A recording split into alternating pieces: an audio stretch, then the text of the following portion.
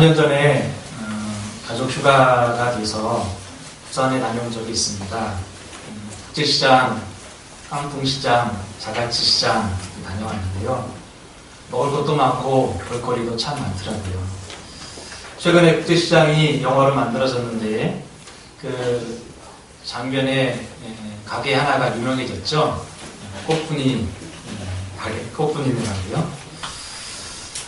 영화가 뜨면서 꽃분이네 가게가 전전세로 빌려 쓰고 있었는데 1차 임대인이 권리금을 3천만 원으로 내달라고 하네요. 2천에서 5천만 원. 그래서 아니 물론 관광객들이 오긴 하지만 매출로 직결된 건 아니니까 올려줄 수 없다. 난 못하겠다. 간판 내리겠다. 이렇게 된 거죠.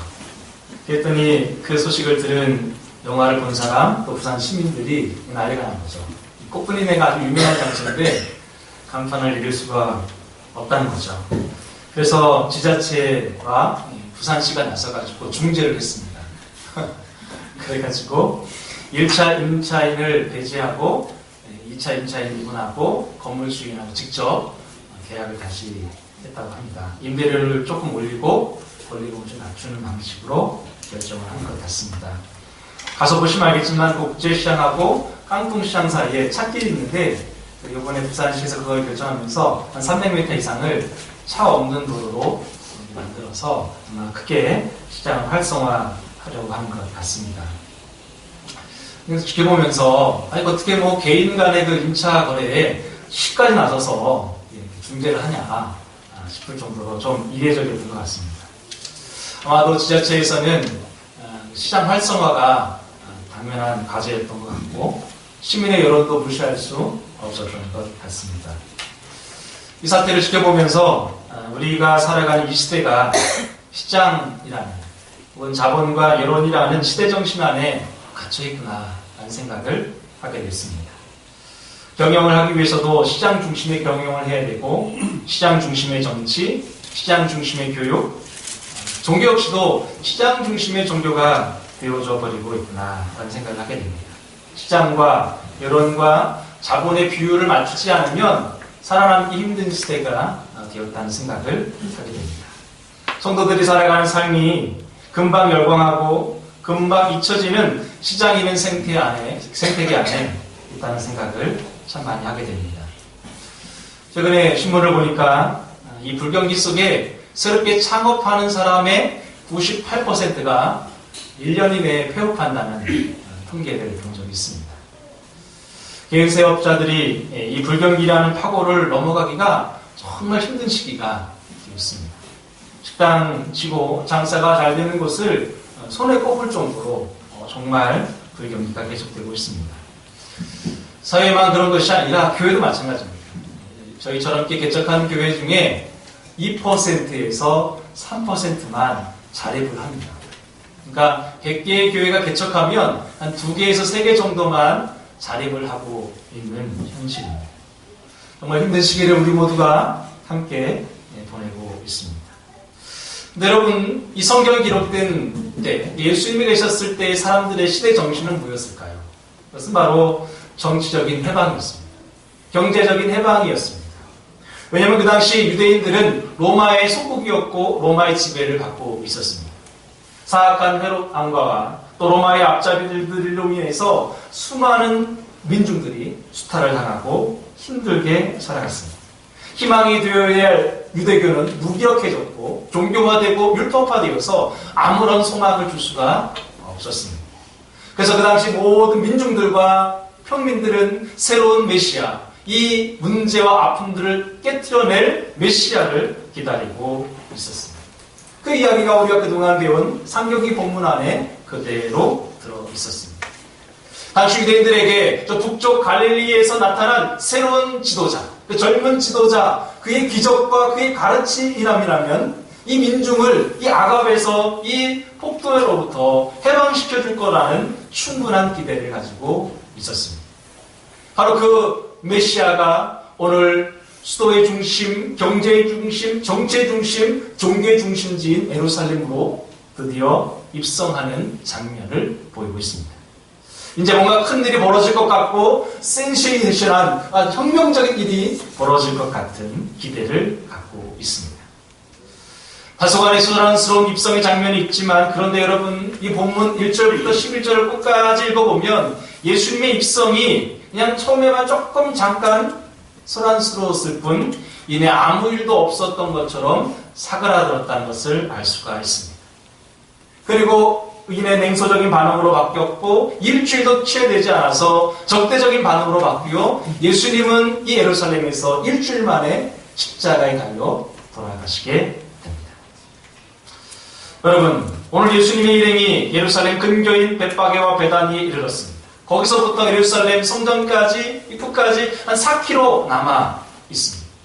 거의 다 오신 거예요. 그런데 예수님께서 갑자기 제자 둘을 보내서 나귀 새끼 하나를 끌어오라는 거예요. 그리고 다 큰 어른이 새끼 나귀 위에 올라타고 두벅두벅 예루살렘을 향해 걸어갑니다. 안장도 없어 같이 가던 사람들이 자기의 겉옷을 벗어서 안장을 만들어 놓고 그 위에 태운 거죠. 지나가는 사람들이 겉옷을 벗어서 바닥에 깔고 그것도 없는 사람은 나무 가지를 베어서 그 길에 갑니다.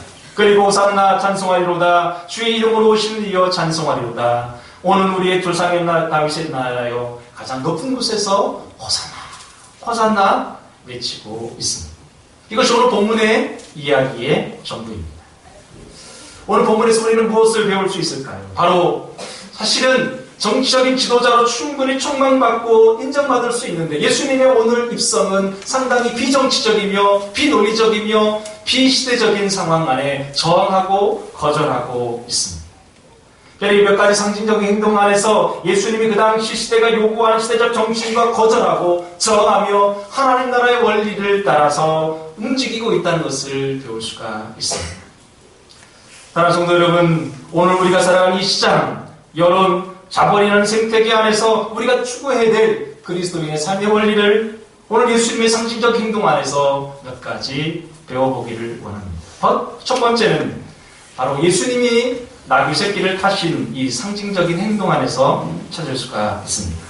1절, 2절 말씀을 같이 읽어보도록 하겠습니다. 시작. 그들이 예루살렘에 가까이 와서 감난산 벳바게와 베다니에 이르렀을 때에 예수께서 제자 중 둘을 보내시며 이르시되 너희 맞은편 마을로 가라. 그리로 들어가면 곧 아직 아무도 타보지 않은 나귀 새끼가 매여 있는 것을 보리니 풀어 끌고 오라. 여러분 4km밖에 남지 않았어요. 그냥 걸어 올라가도 되시는데 굳이 나귀 새끼 한 마리를 찾으십니다. 여러분 복음서를 묵상해 오면서 예수님께서 이동수단으로 나귀를 타신 적이 있었던가요? 없어요. 기껏해야 타신 게 배가 전부입니다. 그리고 이 6월절 절기는 원래 전통적으로 모든 이스라엘 사람들이 걸어서 예루살렘에 올라가는 것이 맞습니다. 근데 예수님께서 의외의 행동을 하십니다. 새끼 나귀를 가져와서 거기에 타시는 것이죠. 여기에는 분명히 예수님의 어떤 의도적인 목적이 담겨 있다고 할 수가 있습니다. 구약을 조금 읽어보신 분이라면 이런 예수님의 행동은 바로 구약 안에 예언된 행동이 수반되고 있다는 걸 알 수가 있습니다. 여러분 창세기 49장에 보면 유다지파에게 왕권을 예언하는데 그 유다지파에게 주신 예언 내용 중에 나귀 새끼라는 말이 언급되고 있습니다. 열왕기상 1장에 보면 솔로몬이 왕위로 즉위를 하는데 그 솔로몬이 탔던 가축이 바로 나귀 새끼였습니다. 그리고 스가랴서 9장 9절로 10절의 말씀에 보면 메시아가 오게 될 터인데 그 메시아는 겸손하여서 나귀를 타나니 작은 것 곧 나귀 새끼를 탈 것이다. 그는 평화의 왕으로 이 땅에 오셨다고 말하고 있습니다. 다시 말해서 구약을 깊이 묵상하셨던 예수님은 바로 나귀 새끼를 타는 그 행동을 자신의 말씀 안에 적용하며 자신의 삶에 적용하며 자신이 바로 평화의 왕으로 오신 메시아임을 스스로 드러내고 있는 것입니다. 여러분 모두가 몰라도 예수님 많은 말씀을 따라 하나하나 자신의 삶에 그 예언을 적용하고 있는 것입니다. 여러분 말을 타지 왜 나귀 새끼냐 이런 것이죠. 좀 크게 좀 뻗어있게 웅장하게 좀 말을 타시지 나귀도 아니고 새끼 나귀를 타시냐는 거죠. 여러분 그 과정도 역시 절도처럼 보일 수 있습니다. 갑자기 둘을 보내서 가져오라고 주님이 쓰시겠다고 약간 정신이 나간 거죠. 갑자기 나가와서 돈도 준 것도 아니고 왜 끌어가냐고 하니까 주님이 있으신다 하라. 말도 안 되는 거죠. 그런데 오늘 본문은 뭐라고 말합니까? 하나님께서 그 나귀 새끼를 필요로 하신다고 하나님의 입장에서 본문의 의미를 부여하고 있습니다. 근데 여러분, 우리가 그동안 설교로 들어왔고 배워왔던 것 중에 예수님의 이 입성이 그 예루살렘 전체 안에 엄청난 파장을 일으키고 엄청난 이슈를 일으켰던 것처럼 느껴지는데 사실은 그렇지가 않습니다. 그 당시 유대인으로서 유월절 절기를 지키기 위해서 한 20만가량이 예루살렘에 운집되어 있었는데요. 예수님을 따르는 이 12명과 한 70명의 무리의 이 행동이 크게 그들에게 영향을 미치지는 못했습니다. 여러분, 그들이 겉옷을 벗기도 하고 종려가지를 흔들기도 했지만 예루살렘 일성이 사람들에게는 별로 주목을 받지 못했습니다. 어쩌면 코미디처럼 느껴졌을 수도 있겠습니다. 한번 생각해 보세요. 다 그 너러리 말이죠. 조그만 새끼 나귀를 타고 가고 있어요. 웃기는 거죠. 지금으로 보면 동물학대죠. 다 그 너러리 말이죠. 그걸 타고 가는 거죠. 안장도 없어요. 예수님 얼마나 없어 보이는지 모르겠어요. 정말 없어 보이는 거죠. 추종하는 사람들이 뭐 호산나 떠들긴 하는데 저게 뭐 하는 것인지 예루살렘 주민으로 이해가 되겠냐. 여러분, 어쩌면 이게 실제 상황인지 퍼포먼스인지 사람들은 구별하기 힘들었을 것입니다. 대단한 사람, 정말 이슈가 되었다면 예수님이 입성하자마자 사람들을 모아두고 내가 메시아라고 일장 연설을 했어야죠.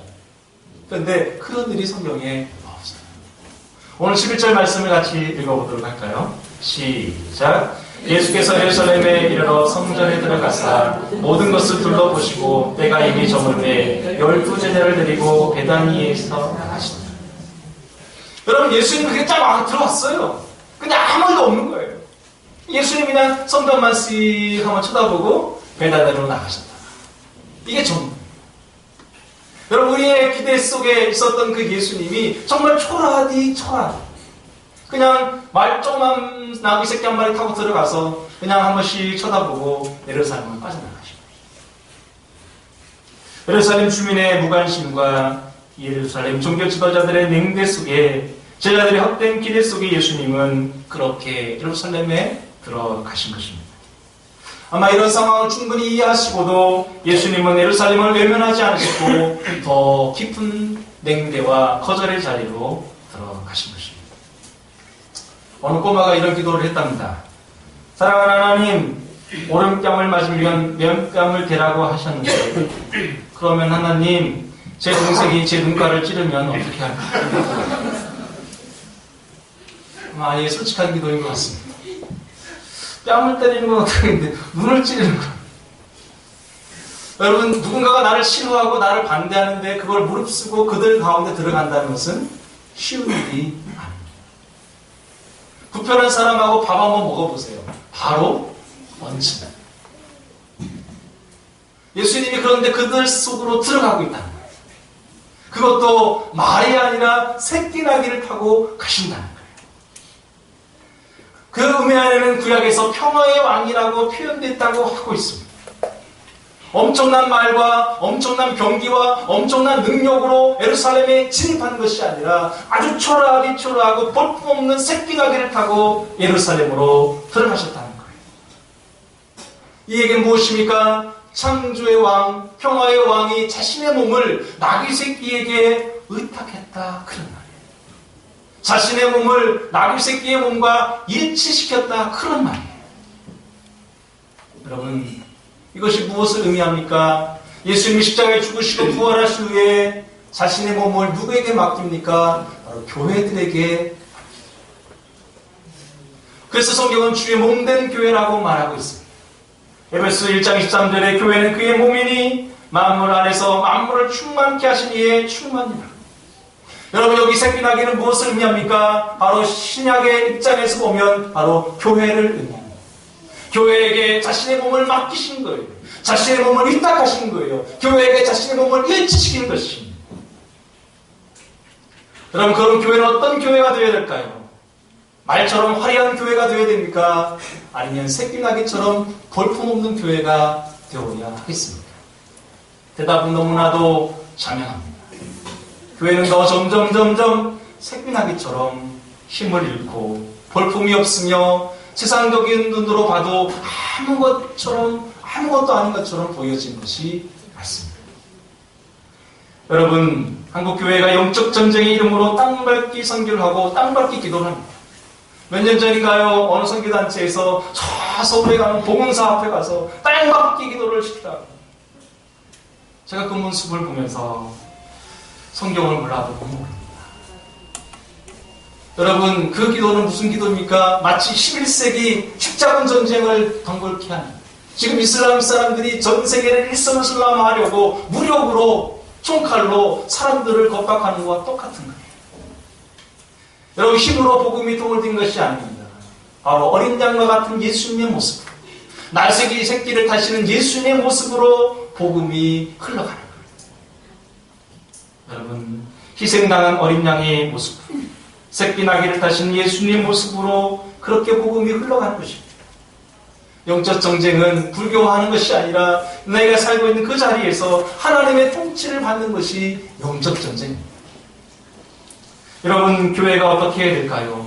교회는 더 연약해지고 더 부족해 보이고 더 볼품이 없도록 되어져야 그 안에 그곳에 타고 계신 예수님이 커지는 것입니다. 교회가 커지면 예수님이 작아지고 교회가 작아지면 예수님이 커지는 것이죠. 이 상징적인 행동 안에 우리는 무엇을 봅니까? 바로 교회가 여전히 예수님을 모시고만 있다면 이 땅에 소망일 수 있다는 것이죠. 아멘. 아직 교회는 소망이 있어요. 이 한국교회 예수님이 여전히 타고 계시고 여전히 함께 하시는 줄로 믿습니다. 여러분, 저는 세월호 사건을 바라보면서 그 사건이 터지자마자 왜 우리에게 재난 매뉴얼이 없냐, 왜 재난 매뉴얼이 왜 작동하지 않느냐 막 서로 손가락질하고 잘잘못을 따지더라고요. 근데 여러분, 매뉴얼이 작동해서 사람을 구했습니까? 어부가 구했습니까? 어부가 구했어요. 결국 사람을 구하는 것은요, 매뉴얼도 제도도 아니라 바로 사람인 거예요. 아멘. 아멘. 이 땅에 죽어가는 영혼들을 누가 구해야 하겠습니까? 바로 하나님의 사람이 그 사람들을 구하는 것입니다. 교회는 그런 하나님의 사람을 길러내는 것입니다. 그래서 아직 교회는 소망이 있습니다. 왜요? 아직도 예수님께서 그 새끼 나귀 같은 교회 안에 앉아 계시기 때문에 그렇습니다. 그래서 교회는 더 연약해지고 예수님 더 강해지시면서 이 사회적 냉소와 부정적 평가가 있는 예루살렘을 향하여 더 들어가야 되는 줄로 믿습니다. 교회가 지시하고 따라가야 될 곳은 바로 예루살렘. 또 함께 주인은 누구일까요? 네? 목회자 개인의 철학과 리더십이 아니라 하나님의 말씀이 영향력을 미치는 교회여야 될 줄로 믿습니다. 그래서 모든 성도가 함께 말씀을 묵상하자고 하는 거예요. 왜요? 같이 하나님의 음성을 들어서 같이 하나님의 안에서 같이 하나님의 통치를 받자는 것이죠. 여러분, 사람이 높아지지 않고 예수님이 높아지는 교회가 되어야 될 줄로 믿습니다. 그리스도가 몸이 되시는 교회가 되어야 합니다. 건물의 규모나 프로그램이 아니라 사람이 서로 유기적으로 연결되어지는 교회가 성경적인 교회인 줄로 믿습니다. 여러분, 손가락에 가시가 박혔다고 손가락을 잘라내는 사람은 없을 것입니다.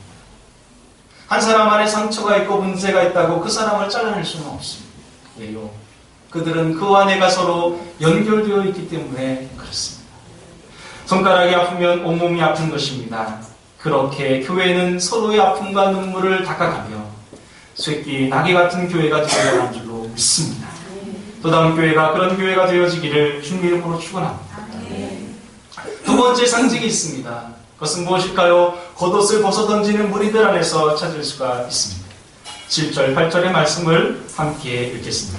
시작. 나귀 새끼를 예수께로 끌고 와서 자기들의 겉옷을 그 위에 얹어놓음에 예수께서 타시니 많은 사람들은 자기들의 겉옷을 또 다른 이들은 들에서 벤 나뭇가지를 길에 펴며. 여러분, 나귀 새끼를 끌고 왔는데요, 안장이 없는 거예요.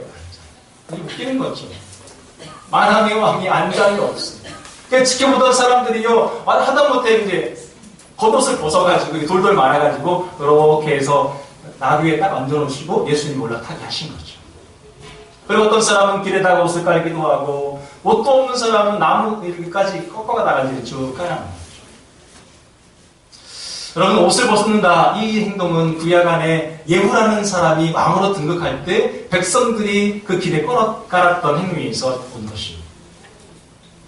마가 9장 13절에 그대로 있습니다. 그런데 여러분, 더 한 가지 이 겉옷을 벗는다는 행동은요, 복음서 안에서 보면 바로 자신의 전 존재를 투신하고 헌신했다, 그런 뜻이 됩니다. 마가복음 13장 16절에 보면 밭에 있는 자는 겉옷을 가지러 뒤로 돌이키지 마라. 주님 나라가 다시 오실 때, 주님 재림할 때 옷 가지러 뒤로 돌아가지 마라. 그 물질과 재산 안에 붙잡아서 주님의 재림을 놓치지 마라, 그런 뜻입니다. 또 한 가지 요한복음 13장 16절에 보면 예수님께서요, 마지막 만찬을 하시는데 갑자기 겉옷을 벗으시고 허리에 수건을 동이시고 무엇을 하시죠? 제자들의 발을 씻기십니다. 그때 예수님이 하시는 행동이 뭐 중에 뭐냐면 겉옷을 벗으십니다. 여러분, 예수님이 마지막 겉옷을 벗으실 때가 있었어요. 언제지요? 십자가에서 자기의 겉옷을 로마 군병들이 나누어 갖도록 허용하십니다. 그것은 무엇을 말합니까? 겉옷을 벗었다는 얘기는 자기를 다 주었다, 그런 뜻인 거죠. 예수님에게서 흔히 말하는 갑질이라는 것은 절대로 찾아볼 수가 없습니다. 5년 전인가요? 이전에 제가 섬겼던 모교회에서 지리산 단기사를 갔다 온 적이 있습니다. 지리산 골짜기에 시골 교회와 또 그곳에 사는 성도들의 가정을 돌보고 또 집수리해주고 또 성경학교도 한 적이 있습니다. 아마 이 가운데 갔다 오신 분도 있을 텐데요. 합천에 한 번에 간 적이 있어요. 합천. 그 전두환 대통령의 고향이잖아요. 해인사가 있고. 해인사가 있는 그곳은요, 완전히 불교의 도시더라고요. 그런데 한 할머니의 집에 찾아갔는데 한 5평 정도 되나요? 아주 오래된 부엌이라 벽지를 뜯었는데 벽지 안에 흙이 같이 떨어지는 거예요. 잘못 왔다. 진문지니까. 배보다 배꼽이 더 크겠다. 막 후회가 막 됐어요. 어떻게든 뭐 하여튼 그래서 뜯어서 정리를 하는데 한 학생 하나가 목사님, 저 벽이요, 벽에 이렇게 배가 볼록 나왔어요, 이러는 거예요. 실제로 가봤더니 농을 딱 뺐더니요, 벽이요 이렇게 내려오다가 갑자기 이게 배가 이렇게 부르는 거예요. 저게 암덩어리냐. 그래가지고 칼을 갖다가 뭔가 이렇게 어렸어요. 꺼냈더니요, 신문으로 돌돌 많은 옛날 국번 10,000원짜리 400만 원. 놀라신 분죠? 그동안 안 놀래서 400에 옛날 돈. 근데 제가 놀란 건 돈을 발견해서 놀란 게 아니라 그 할머니의 첫 마디가 저를 놀라게 했어요. 뭐냐면, 아이고 돈을 발견해서 너무 좋다고 하면서 지금 큰아들이 사업하는데 힘든데 도와줄 수 있어서 좋다고. 한 대 망치 얻어맞은 것 같았어요. 부모라는 게 그런 거구나. 자기가 치매가 와서 돈을 잘 모아둔다고 모아뒀는데 잃어버린 거죠. 근데 그게 몇 년 만에 발견이 된 거죠. 그런데 그 고백 안에 첫 번째 고백은 여전히 아들을 생각하고. 그 말이 저에게 큰 감동이었습니다. 그 더운 날 옷을 벗어 던지고 그 어머님, 할머니를 섬기는 그 자리 안에서 주신 하나님의 은총이라고 생각합니다. 더 사랑하고 더 희생하고 더 주지 못해 안타까워하는 마음이 부모의 마음이듯이 자신의 겉옷까지 다 내어던지며 제자들을 사랑하신 것이 예수님의 마음인 줄로 믿습니다. 오늘 무리들이 겉옷을 벗어던집니다. 물론 그 무리들 안에는 어떤 생각이 있었냐면, 저 인간이 이제 예루살렘에 들어가면 이스라엘의 왕이 될 것을 알고 예상하고 잘 보이려고 아부를 하는지는 모르겠어요. 그런데 여러분, 예수님이 부활하시고 그들에게 찾아오십니다. 때로는 500명의 집단적으로 나타나기도 하고 12명 중에 개인적으로 나타나기도 합니다. 그리고 사도행전 2장에 보면 120명이 함께 기도할 때 함께 하나님이 성령으로 나타나시죠. 저는 그 무리들 안에, 그 500명 안에 오늘 순례객들 중에 이 겉옷을 벗어던진 사람도 분명히 있었을 거라고 저는 믿습니다. 아멘도 안 해요? 그래서 실제로 그들의 인생이 하나님 나라 안에 자신의 겉옷을 내어 던지듯이 자신의 인생을 내어드리는 사람이 되게 하신 줄로 믿습니다. 지난주 맹인의 이야기가 바로 오늘 이 무리들에게도 그대로 적용된다 할 수 있겠습니다. 왜요? 예수님께서 마태복음 5장 40절에 또 너를 고발하여 속옷을 가지고자 하는 자에게 내 겉옷까지도 가지게 하라고 하셨다. 결국 참 제자에게 요청되어지는 삶의 덕목이 무엇입니까? 속옷을 달라는 자에게 겉옷을 줄 수 있는 자가 참 제자인 것이죠. 그것을 예수님 오늘 상징적으로 보여주신 것입니다. 자본주의와 시장경제주의 안에 살아가는 우리에게 우리가 필요한 삶의 덕목이 무엇일까요? 여러분, 자본주의를 제일 잘 배울 수 있는 곳이 어딘 줄 아세요? 백화점이에요, 백화점. 자, 롯데백화점, 현대백화점 가면요, 1층에 머무는 여자와 1층에 머무르지 못하고 2층을 올라가는 여자, 딱 두 종류의 여자로 구분됩니다. 모르시는구나. 딱 주차하고 1층에 딱 왔는데 1층에 계속 있는 사람과 1층에 뭐 볼 거 없어. 바로 에스컬레이터 타고 2층, 3층, 4층, 5층, 6층에 올라가서 매대에서 옷을 사는 여자. 뭔 얘기인지 아시겠죠? 몰라요? 또 순진한 척 하시네요. 1층에는 백화점의 명품관이잖아요. 그렇잖아요. 명품관에 머물러 있는 여자와 명품관에 머물러 수 없는 여자. 그 두 종류예요. 여러분께서 자본주의를 제일 잘 배울 수 있는 것이 백화점입니다. 있는 사람과 없는 사람이 구별됩니다. 이게 제 얘기가 아니라 인문학자인 강신주 박사가 그의 강연에서 했던 얘기죠. 여러분, 오늘 우리는 소유의 자유의 시대에 있습니다. 그래서 더 많은 것을 소유하라고 합니다. 더 많은 화폐를 소유하고 그러기 위해서 일보다 화폐를 따라가며 스펙을 쌓아가라고 합니다. 대학에서 인문학 공부는 이미 토플과 토익 시험에 밀렸습니다. 대학 도서관 대출 1위의 책이 뭔지 아세요? 만화책, 만화책. 2위가 무슨 책인 줄 아세요? 토플책. 전공책은요, 순위에도 없어요. 그렇게 되어버렸어요. 여러분, 이런 자본주의와 시장 경제 사이 안에서 우리가 살아갈 수 있는 삶의 자리가 무엇이며 삶의 원리가 무엇일까요? 바로 겉옷을 벗어 던지는 거예요. 그럼 빨개 벗고 다르느냐? 그런 얘기가 아니죠. 오늘 예수님께서는 겉옷을 벗어 던지는 행위를 통해서 고린도후서 8장 14절의 말씀을 성취하고 계신 거죠. 이제 너희의 넉넉한 것으로 그들의 부족한 것을 보충한 후에 그들의 넉넉한 것으로 너희의 부족한 것을 보충하여 균등하게 하려 함이라. 있는 자에게 있는 것을 나누어서 가난한 자에게 주고 가난한 자와 있는 자가 균등해지는 것이 성경적 원리인 줄로 믿습니다. 있는 자가 더 가져가고 없는 자는 더 없어지는 것이 아니라 있는 자와 가난한 자가 함께 살아가는 것이 성경적 원리입니다. 그런데 이것을 실현할 수 있는 방법이 무엇입니까? 바로 나눔이라는 것입니다. 우리에게 속옷을 달라는 자에게 겉옷을 줄 수 있는 것이 바로 나눔이라고 할 수가 있습니다. 물론 누구에게 무엇을 나눌 것인지는 각자의 몫입니다. 그러나 이런 불경기와 어려운 시기를 벗어날 수 있는 유일한 방법은 내가 가지고 있는 겉옷을 나눌 때에 가능한 줄로 믿습니다. 재산을 다 팔으라고요? 어떻게 그렇게 하겠어요? 제가 아는 집사님 한 분 바둑 잘 두시는데요. 일주일에 한 번 복지관에 가셔서 바둑 재능 기부 하시더라고요. 대상주로 청소년들. 어떻게 가르쳐야 될지 모르겠네요. 저도 잘 모릅니다. 그랬어요. 근데 여러분, 일주일에 하루 시간을 내서 재능을 기부하는 것으로 갚는 것이죠. 자신의 시간을 나누는 것이죠.